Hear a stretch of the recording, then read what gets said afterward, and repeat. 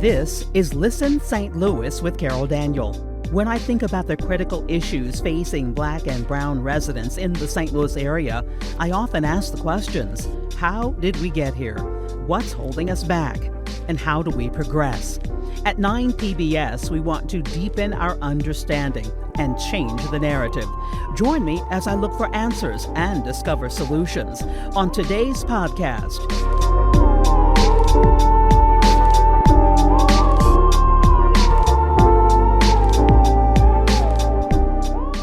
This week, we celebrate Black Children's Book Week.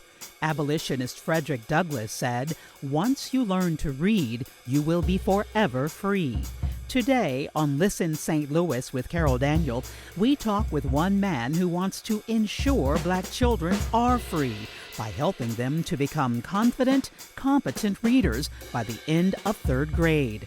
Educator Julius B. is the founder and president of the St. Louis Black Authors of Children's Literature.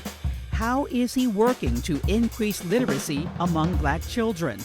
And who or what is standing in the way?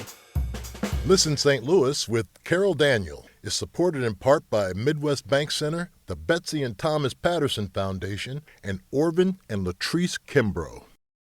Welcome back to another episode of Listen St. Louis with Carol Daniel.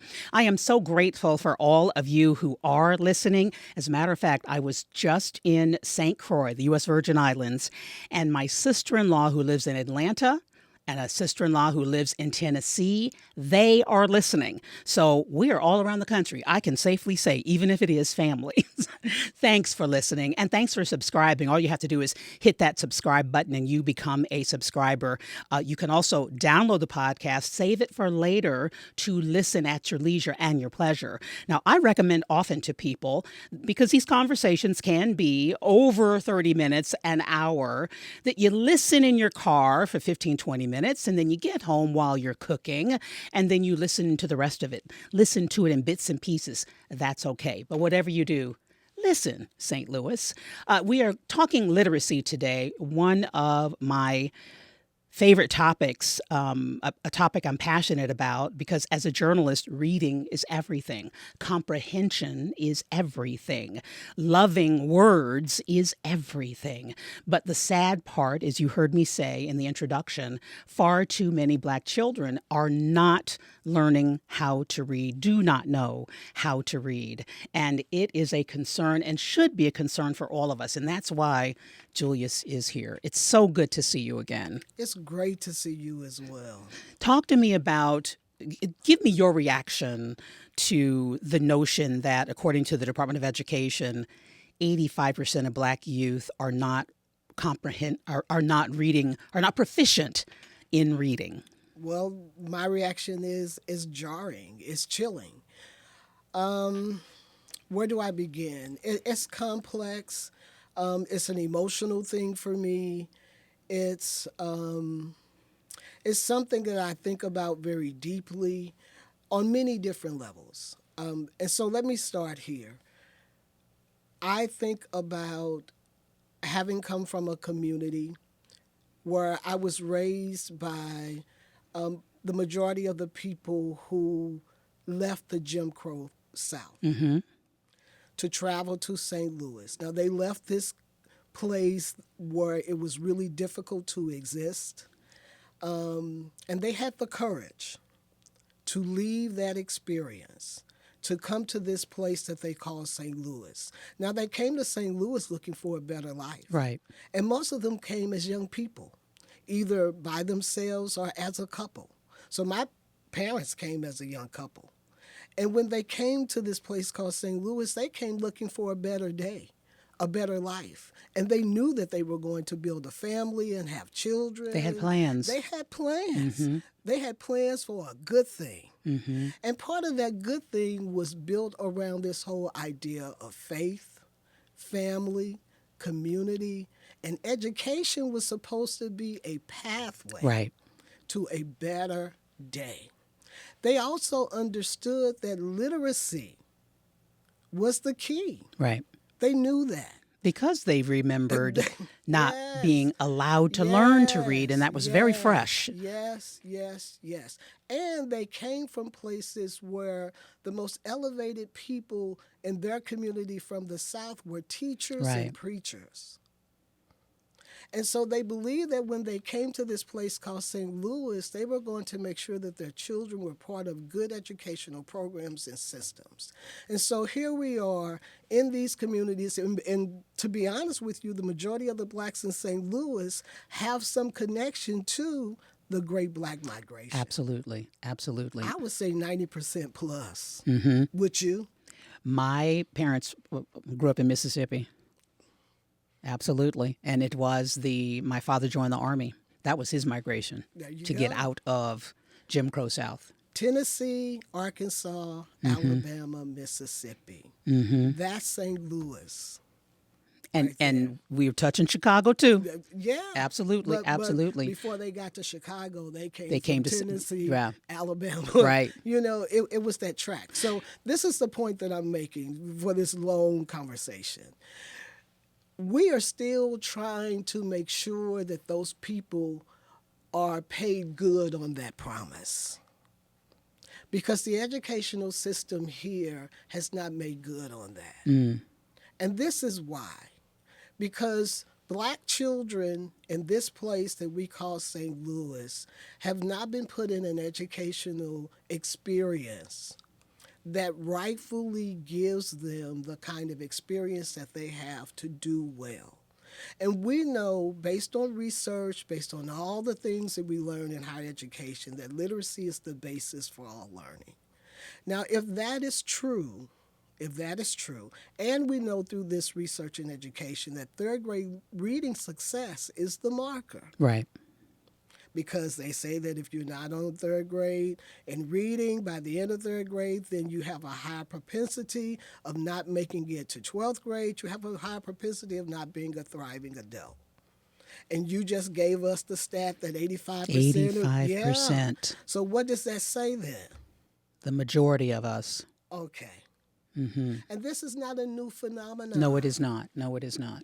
We're talking about generations of illiterate black people. And so one of the questions I have then is, from the Great Migration, from the time of teachers being held in high regard, because we've talked about that on this podcast, they are no longer held in high regard. No one wants to be, few want to be teachers, want to be educators. From the point of educators being held in high regard, from the point of black families focusing on education, to now, and not just 2024. But how did we get here? You got to look at the system by which we're being educated. That's why I was taking this long trip. It's all right. Thank goodness for podcasts. We can take long trips. You can't miss a step. Because it all connects. It doesn't just start with what happens in the classroom. Right. It starts with our history. It's all interconnected. Yes, it goes as far back as the plantation. Because what was one of the most major things the master on the plantation didn't want the slave to do? Was to read. Thank you. Because where was the knowledge? Where was the laws? Where were the policies? This is a country that's built on what? Laws. Right. That's what they tell us, right? Right. Okay. And that was the law. In order to know the law, you got to be able to read. So it's really not until, and I should know these years, and I hope you do as well, but 20s, 30s, 40s, when our literacy rates jump exponentially. Now, after Reconstruction, you have black men who are serving in the U.S. Senate, in the House of Representatives. We become an educated people. Not the majority more of educated, us. not the majority of us. But because we've never had a generation of black people in this country, the majority of black people in this country, who have been literate. That has never been a reality. Never? Ever. Check the record.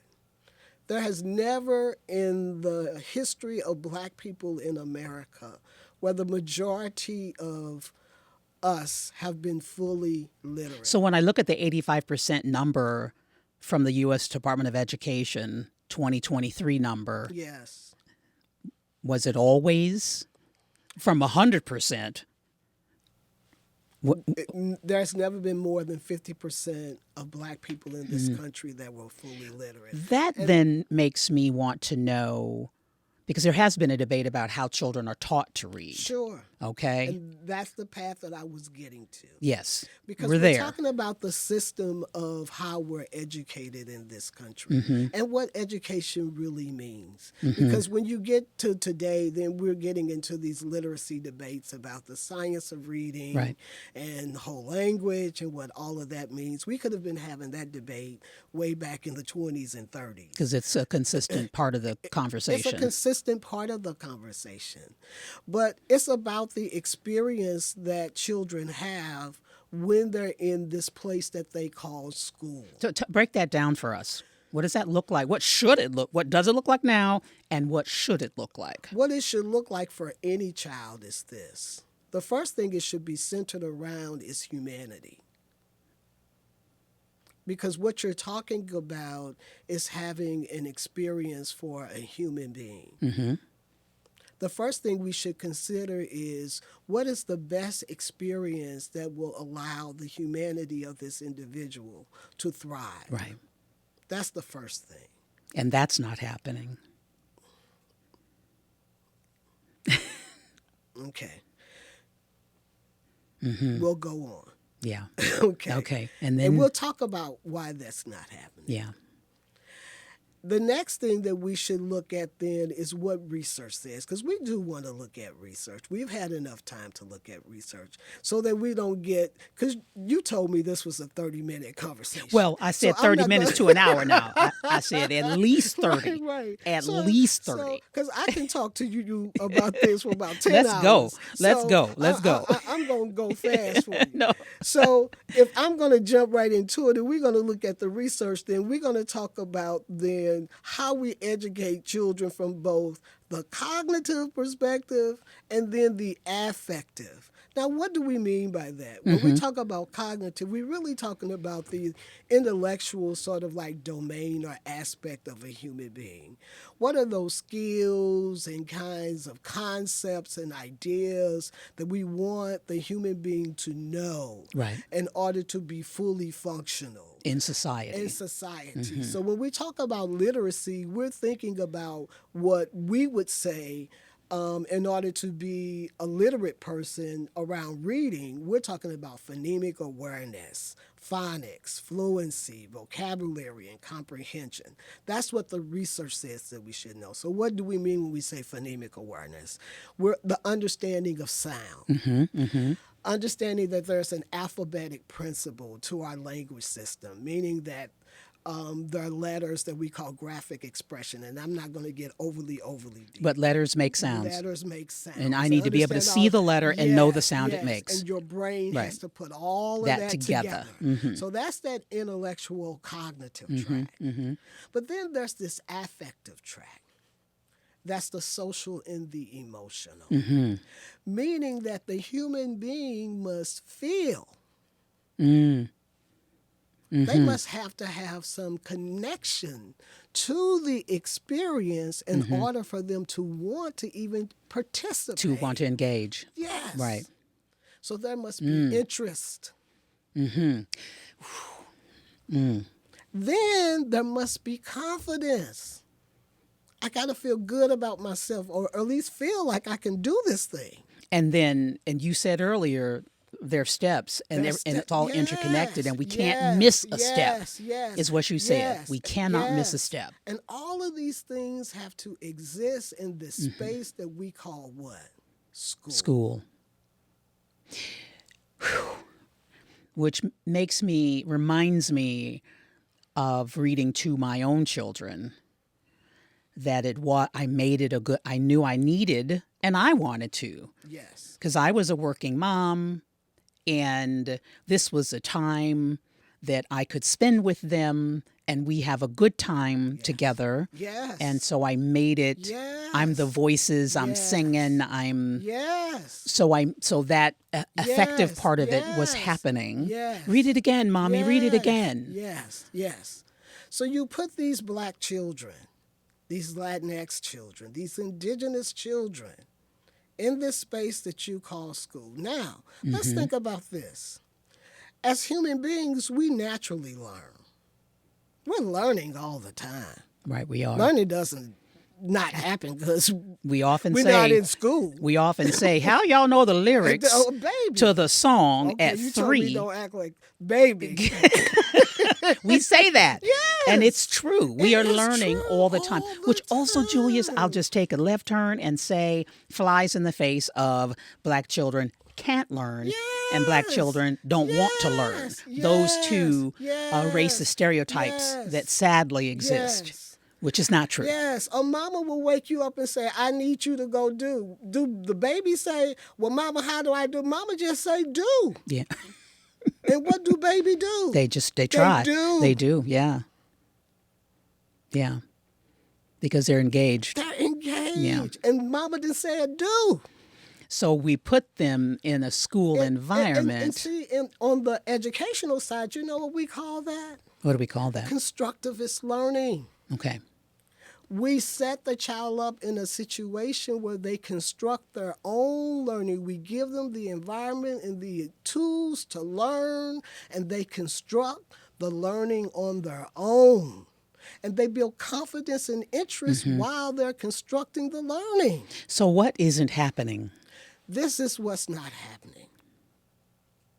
When a black child typically goes to a school setting, and particularly in settings where the majority of the children are black, when they walk to the door, We're talking the front door. the front We ain't even in door- school yet. No. Okay, so when they get to the door, They get to the door and they walk over the threshold, the first thing they say is, line up and don't talk. you know, I have a friend who's a teacher, and she would describe for me the pride that some educators had in their straight lines. I remember one saying, because I've been in and out of schools trying to do whatever I could, right? And I remember a teacher saying, no snakes in my line.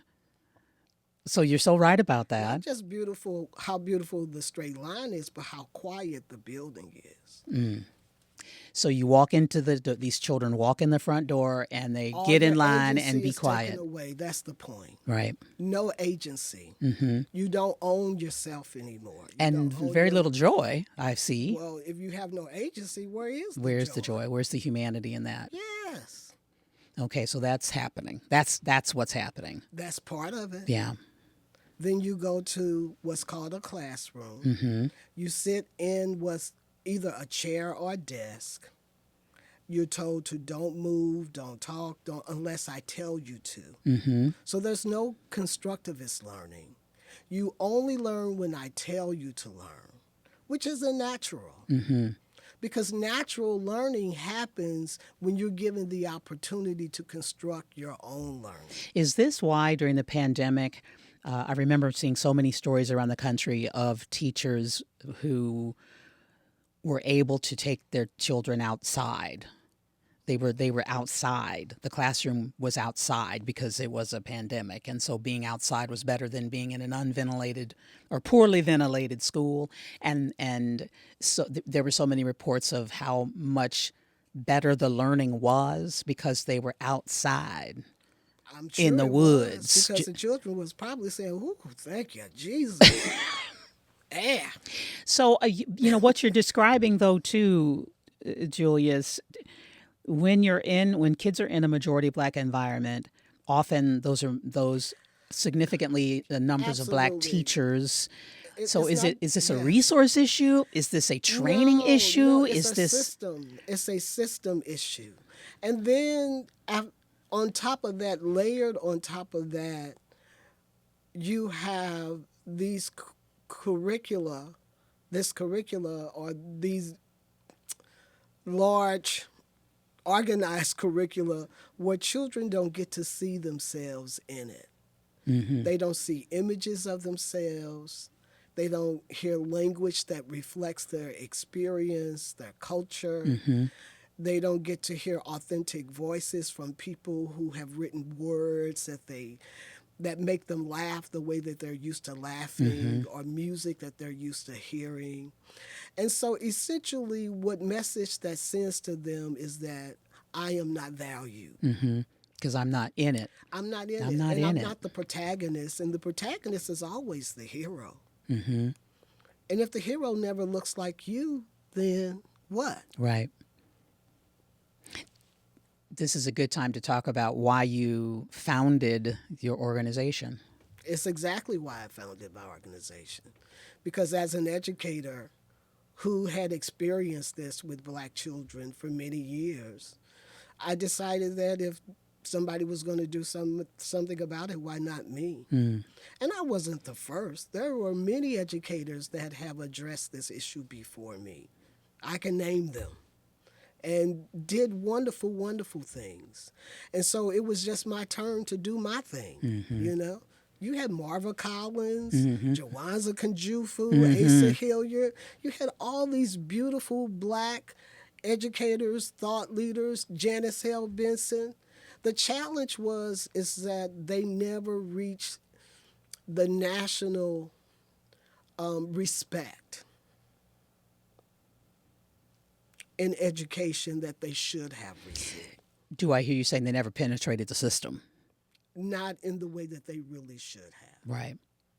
Is there a greater recognition today in 2024 I think so. that the system must change? I think that things are changing because we do have national voices now that are getting more respect, like Dr. Gholdy Muhammad, Dr. Stephen Perry, Dr. Christopher Emdin. You have voices out there now who are wonderful Black thought leaders that are doing wonderful things around how Black children learn naturally and how systems should change to really reflect the way that they learn.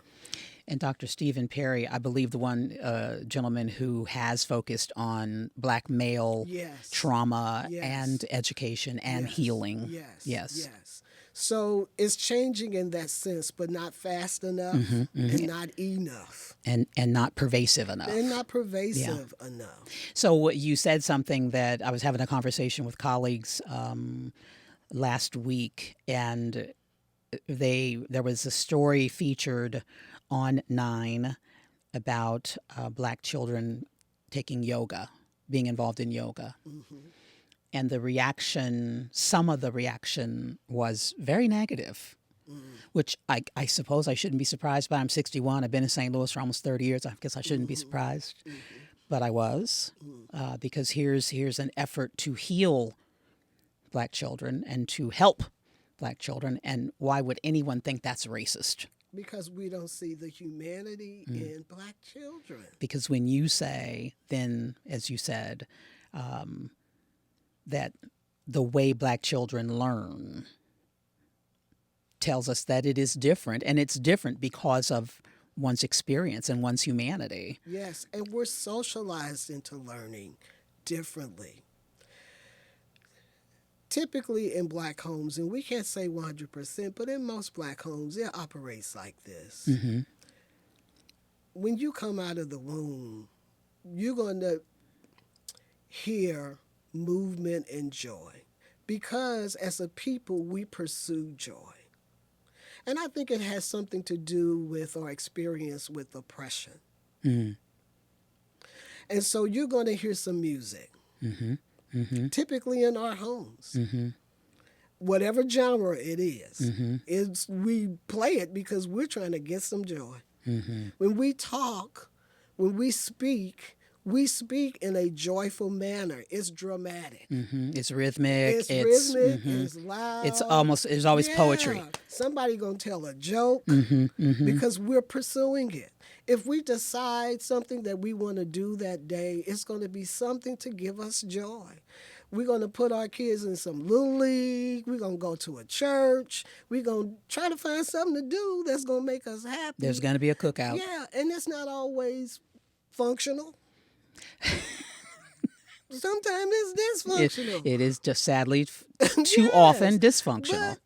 The point is that that is what we do.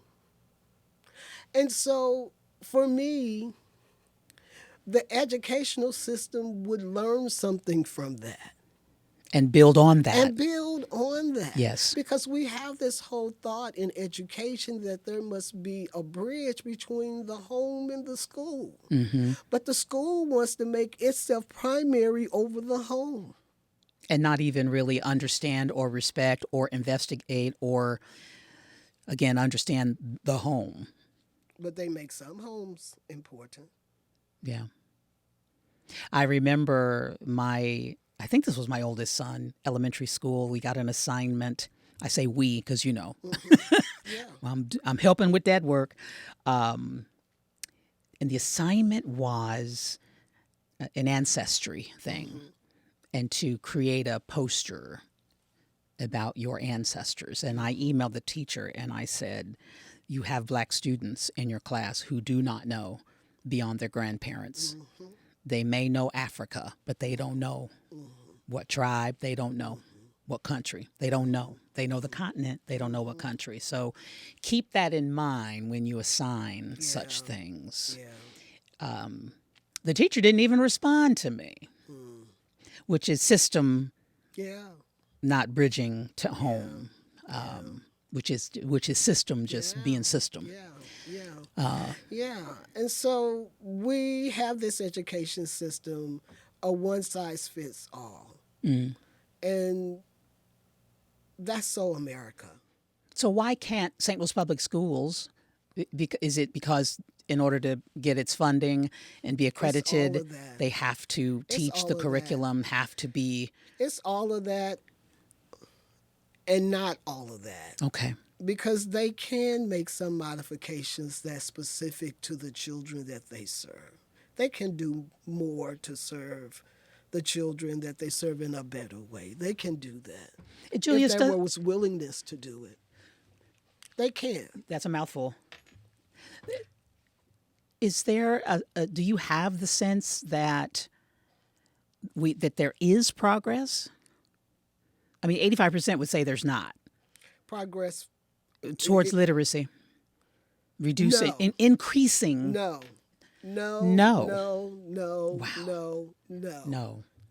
Despite you just launched the Believe Project. Yes, and this is why I say no. I say no because we are still fighting to get books that are authored by Black authors in the hands of Black children. What is the fight? Is the fight what we think the fight is, that conservatives are? No. That's not that. That's not that fight. That's a different fight. Do you know who buys the majority of Black books that are authored by Black authors? I mean, I do, but I don't know who the majority is. White children. White high schoolers and middle schoolers. They buy more books by Jason Reynolds, who is one of the top Black authors in this country. He's an international award-winning author. He is. Jacqueline Woodson. White kids buy his books. Because they're reading. As a Black kid in St. Louis who Jason Reynolds is. Because they are reading. Yes. And our children. So that's the fight you're describing. Not the fight with the system, but the fight with the culture. Yes. Okay. And most Black children are attending schools where the majority of them are sitting next to Black kids that look like them, and they don't know who Jason Reynolds is. Because the literacy rates are so low. No, because what the is it? schools aren't giving them Jason Reynolds books. I'm not supposed to be banging on the table on your podcast. I'm getting too emotional. Well, wait a minute. So we got to unpack that, though. We want to unpack that. Did you just say that they are getting the books? They are not. They're not getting the books. So that is the one adjustment. That's why I have the Believe Project. St. Louis Public Schools. That's why I have the Believe Project. So St. Louis Public Schools, which did take part in a literacy launch. I don't know anything about that. Yes, and I'm not going to okay. even talk about St. Louis Public Schools because I'm not in St. Louis Public Schools. So, and I only bring them up because they are the largest Yes, they are. the largest district. But I do know that the students in St. Louis Public Schools do not know who Jason Reynolds is. And I do know that they do not know who Jacqueline Woodson is. And I do know they do not know who Nick Stone is. Do they know in Ferguson, Florissant? Do they know in other black districts? I know they know who they are at the schools I'm in. Because you're in them and you're Because doing I'm it. in them. Yeah. Yeah. So what has to happen or what can happen? Do you need to clone yourself? Maybe so. Here's the thing. We've got to do better by black children. Period. We have to do better by black children, said Julius B. Anthony. We do. Period. Yes, and we've got to see the humanity in them, and we've got to stop this shenanigan about it only takes the science of reading to ensure that black children will learn how to read. Black children need affective sciences, meaning effective strategies. They need to know that they matter, first of all. Yes, First of all. they do. Then what is the role of parents today? Are they backs against the wall? Should they not even, we need to rescue them as well, right? Heal them as well. This is a fact. Most of the parents, the average parent of a kid in a St. Louis regional school today, a black parent, went to that same school and school district. That's interesting. And probably isn't fully literate themselves. So like I said, And we they need don't to really know how to fully advocate Right. for what they need themselves. And so they probably need some parenting support that will help them to do that. But honestly, on the education side, we can't wait for that. Right. We got to do our part. On the society side, we can't wait for that. No. What do we get money in education for? Mm-hmm. Why are we there?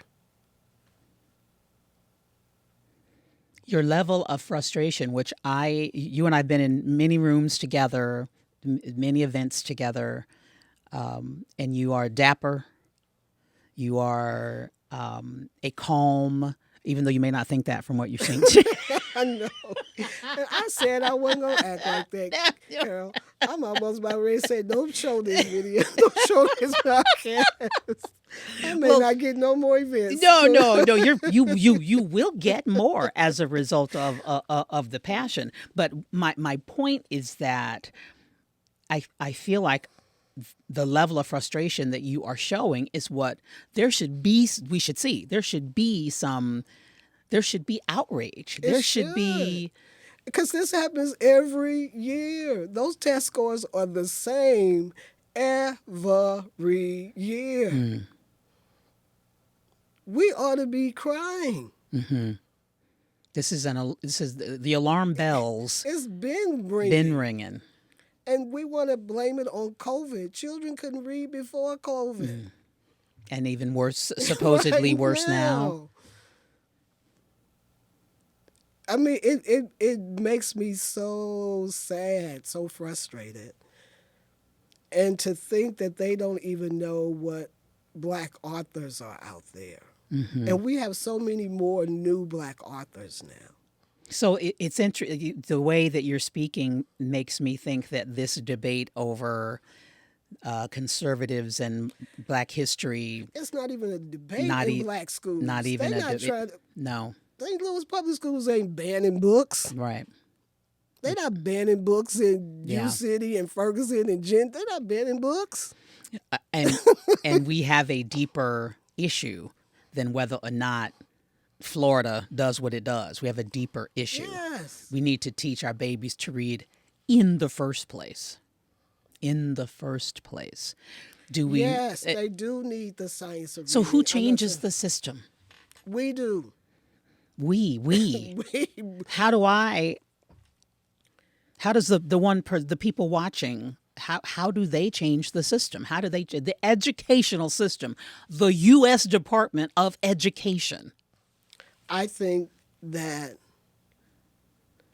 this is one of those things that Black people who know better should do better. We have a lot of Black educators in this city who are working with Black children who know. But I think that there's a lot of fear. Of rocking the boat? Not keeping a job.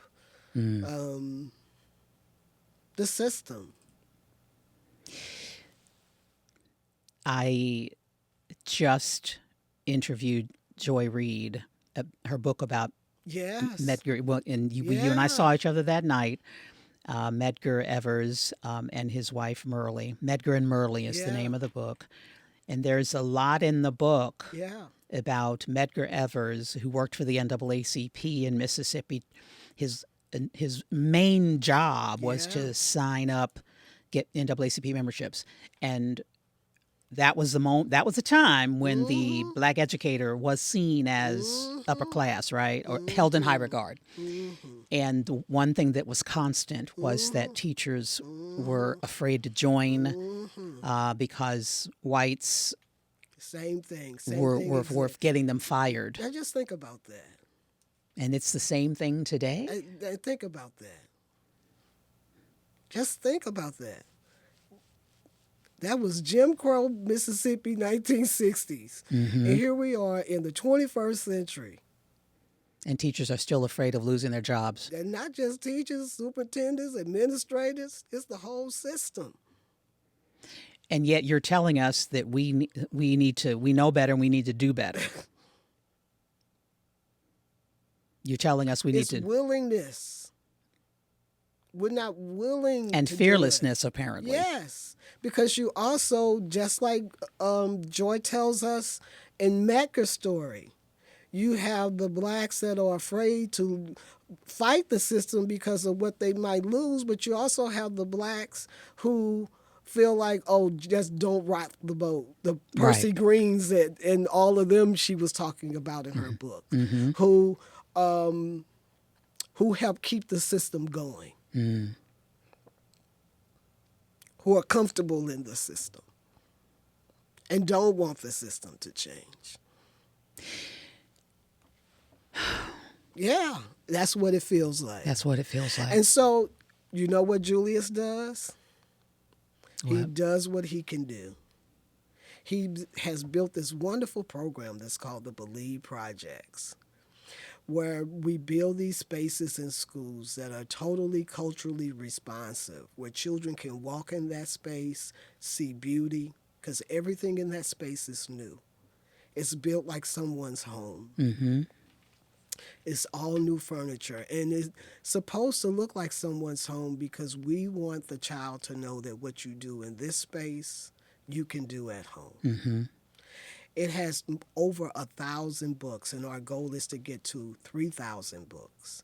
And every book in that space has a Black protagonist, every book. And the books have a readability level from preschool all the way up to 8th grade. There is wonderful art in this space. On one full wall is a mural. And in that mural are life-size characters of Black children, the size of at least a kindergartner or a first grader. Mm-hmm. And it shows the diversity of Black children in terms of their skin tone, hairstyle, and dress. That's intentional, because we want them to see themselves in astounding ways. And it has aspirational words in those murals. And then there's fine art. We work with local artists to create all of this fine art. And there's a space that we call Black Windows where we put this art. So children can look at that art and see the possibility in themselves and opportunities in the world where they see themselves. So that's in the space. Then we bring all of these national authors to St. Louis, like Jason Reynolds. I was just talking to one of your producers about how we brought Jason Reynolds to the Chavis Arena, had 2,000 kids in that space. And we treated Jason like he was a rock star. Because he is. Because he is. And you know what he told us? He said, Julius, I have never been treated like that before. Children authors aren't treated like that. He said, you made literacy cool, and cool is currency. I'll never forget that. Cool is currency. Cool is currency. And that's what our children will respond to. That's a part of the effective. And that book they will read. If you build the experience around the book, that's the book they'll read. Because you made it interesting to them. And so our pathway we call the intimacy of literacy, where we are building interest, confidence, and joy. You said that you are things progressing? No. I think 7 no's. I stopped counting. And yet you're sitting here and you had a rock star, internationally known Black author here with 2,000 children who had never seen such a thing. Okay, so that might be some progress. Okay, so we can take some of them no's off. Okay. All right. Okay, Carol.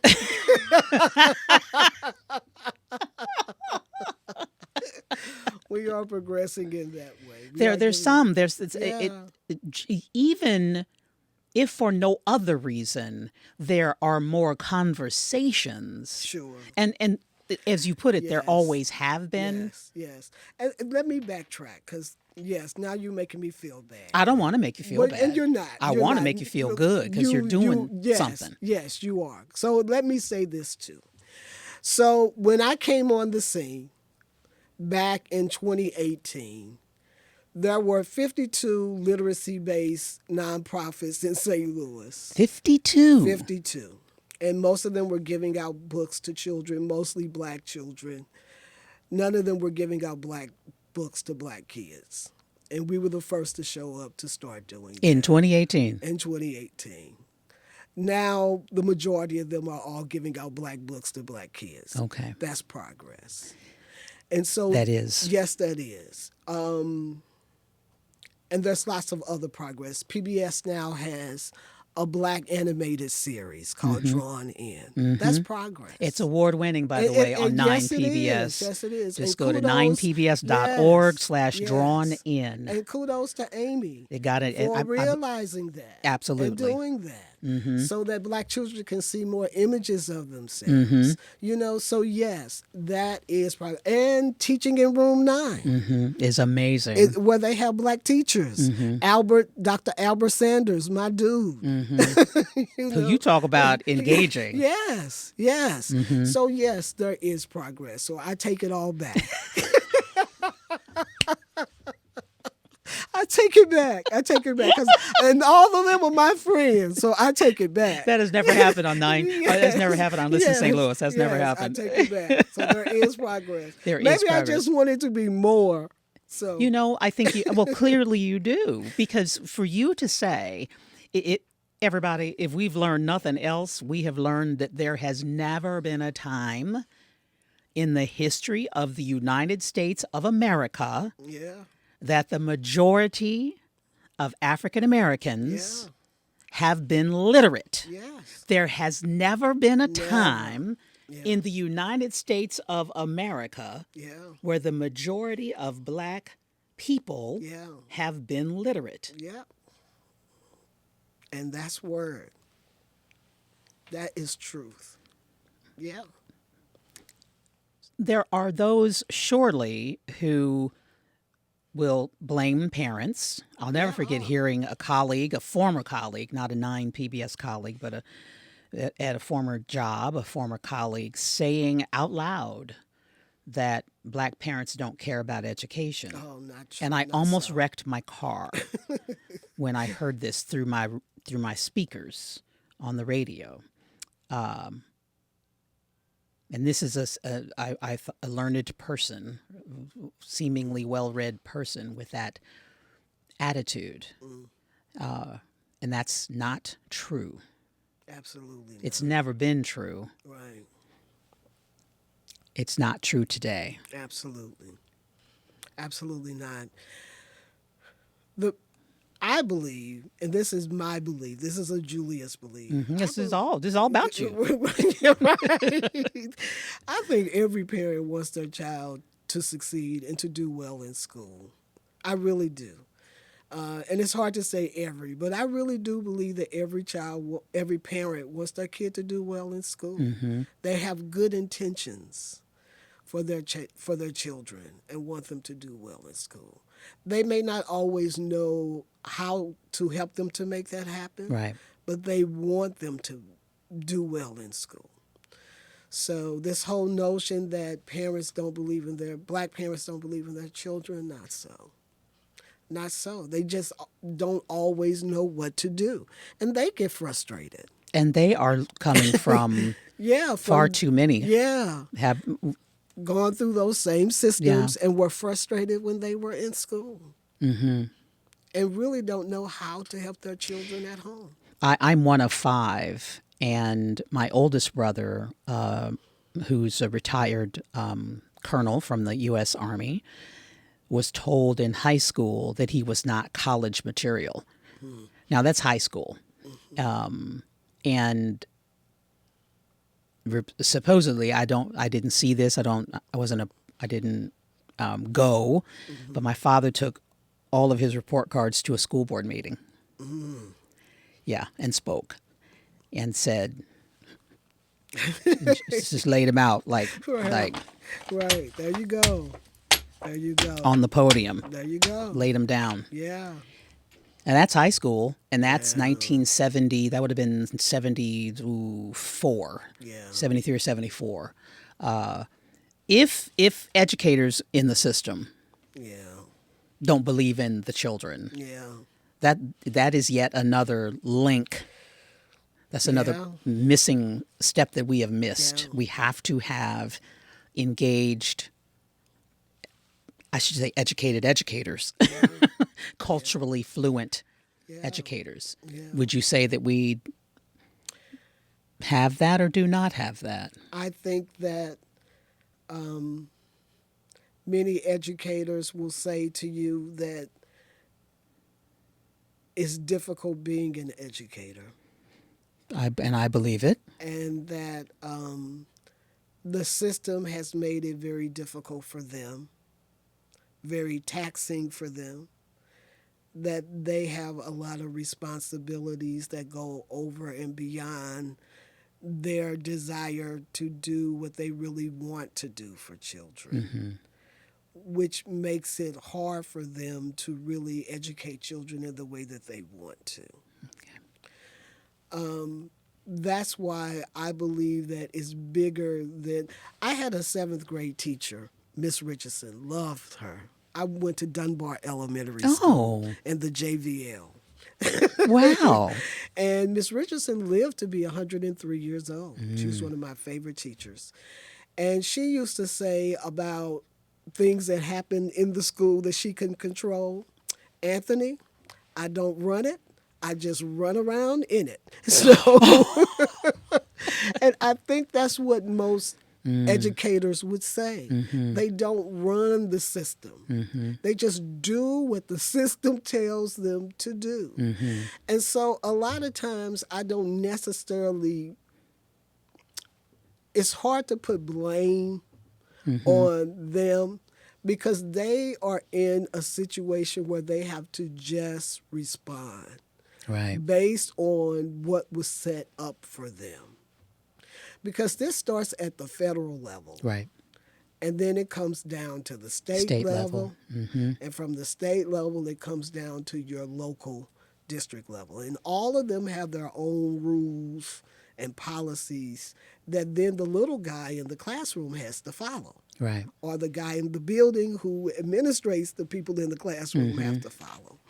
And so when you get down to the classroom, there's very little control that you might have. And I've read time and time again that having an engaged principal is we focus on teachers. We should be focusing on principals. Yeah. They're the ones who affect the culture of the school. Yeah.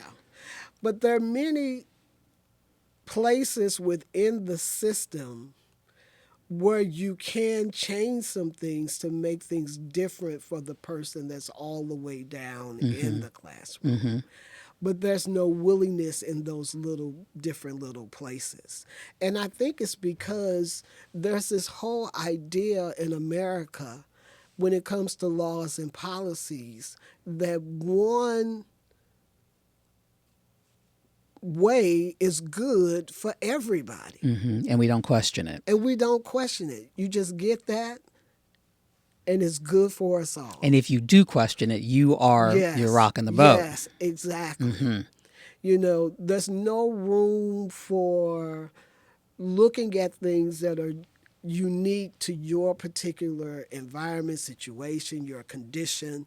There's no real room for that. And based on our history in this country,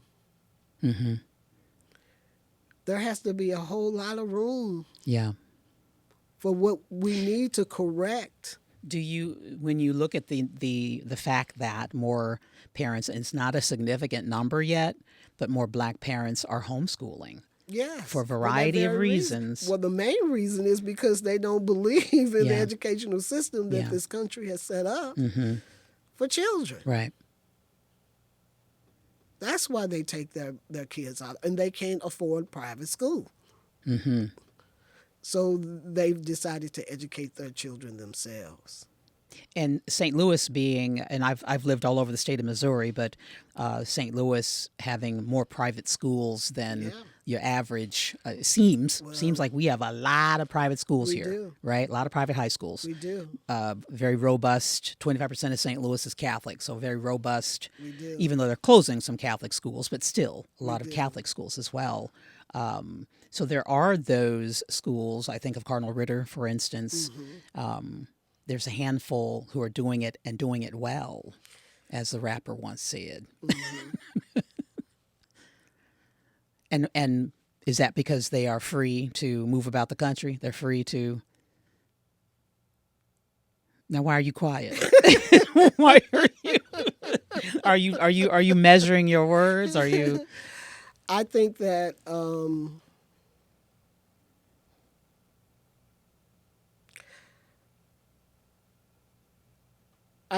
in St. Louis, it is difficult to find a place where black children can be fully themselves and fully educated. I think we started there. Okay. And we're ending there. Okay. One of the questions that I hope to always ask on this podcast is, how do we then progress? So if it's difficult to find places where black children can be fully educated, Fully themselves. be fully themselves, And fully educated. And you've said it already, we have to change the system. And this starts at the federal level. Well, that's one thing. That's one thing. The first thing is to see the humanity in black children. Get that right. Because we don't see the humanity in black children. We don't see them as full human beings. We don't even see them as children. No. I remember a debate in a newsroom over when to call suspects men. and it's only a debate when the suspect is black. Mhm. And so Yeah. we tend to, Yeah. you're a man. Yeah. When it comes to black children, we see all these things around them, all these issues around them, but we don't see their humanity. And we never have. Never have. A lot of never going on in this conversation. I keep your head up. I need to keep mine up after this conversation. But we have established, because I got you to establish, that there is progress. Yes. What advice would you give St. Louis leaders, and St. Louis black folk? What advice would you give us to change what has been a 400 and some odd year problem?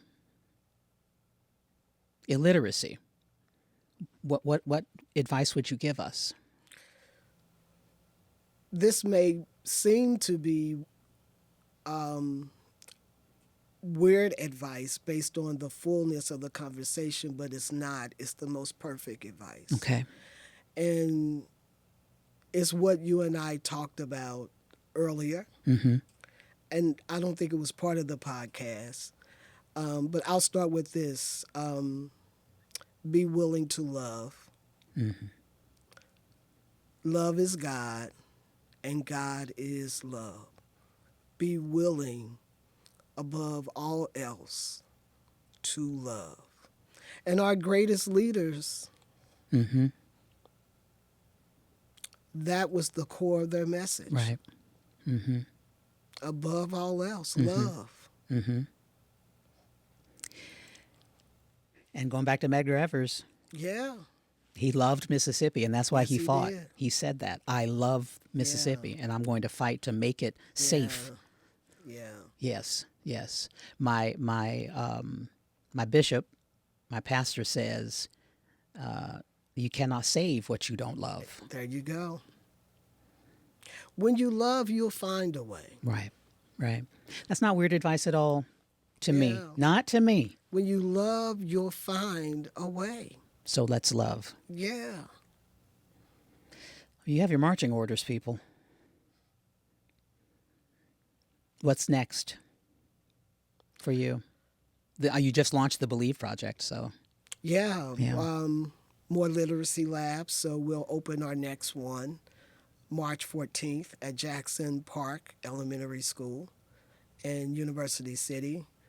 We're opening 2 more in April, Urban League at the Tower Grove site, their Head Start program. We're really excited about moving into the preschool space. This is new for us. So we've opened our first one this past December at Guardian Angel Settlement Association. We'll open 4 this year. Urban League, Head Start, Urban Sprouts. Love Urban Sprouts. Yes, yes. And I saw you at Urban Sprouts. You hosted their gala with one Alicia. of my favorite singers. Oh, Clark's right. sister. Yes. It wasn't one of the Clark sisters, Yes, but it the was daughter. one of them. Yeah, we were Right. outside. It was a windy day. Yes, it was. But yeah, so we're going into the preschool space. We're opening up labs in all of the elementary schools in Normandy School District and our first middle school at Lucas Crossing in August. So we're doing that. We're bringing Idris Goodwin, who is a national award-winning playwright, to another big author visit. He's releasing his first children's book, Your House is Not Just a House. He'll be with us at the Two Hill in May 7th. Okay. So it's going to be a party for the kids. Yes. So we're excited about that. HarperCollins is his publisher, so we're Thank bringing you, him to St. Louis. HarperCollins. Yes. So we just got a lot of good things that we're trying to love on children. It's called Progress. Yes, It's called indeed. Progress, Julius Yes, B. indeed. Anthony. It's called Progress. Yes, indeed. Black children matter. Yes. And anybody who thinks that's a racist statement, I'm sorry for you. Yeah. But we have to say it because they don't believe it. Yeah. And they are thinking and then behaving and then talking and then acting in a way out of Yeah. their lack of self-worth. Yeah. And they don't develop self-worth naturally. We are responsible as society to give it to them, Yes. like we would to all children. Yeah. You know, and so Black children matter. Yes. You matter, you matter, you matter, and we love you, Yes. Yes. and we yes. love you. Yes. Yes. So we need to act like we love them. And what does that look like, y'all? We need to act like we love them. Yes. Yes. Yes. Always, all times, all days. Yes. Yes. Yes. Yes. Julius, there's so much more. You and I could talk for 10 hours. We definitely could. We definitely could. I appreciate you so much, and I'm so glad that you are out here doing this work because it's critical to everything else. Everything else in this region and in the world. It's critical to have a confident, competent Black child who loves to read. Yes. Yes. Thank you for inviting me. Thank you. Thank you. And thank you for tuning in to another episode of Listen St. Louis. I know you have a lot to say, so tell us what you think, and we will respond. Sometimes we'll just say thank you. Thank you for responding. Listen St. Louis is designed to change the narrative, change the story that we tell ourselves about ourselves. And from that, we change our thoughts and we change our actions, and we believe we change policy even, and therefore change lives. And that's what we are doing here at 9 PBS. Thank you so much for joining us. Do subscribe and do share this podcast as well. We'll see you next time on another episode of Listen St. Louis with Carol Daniel.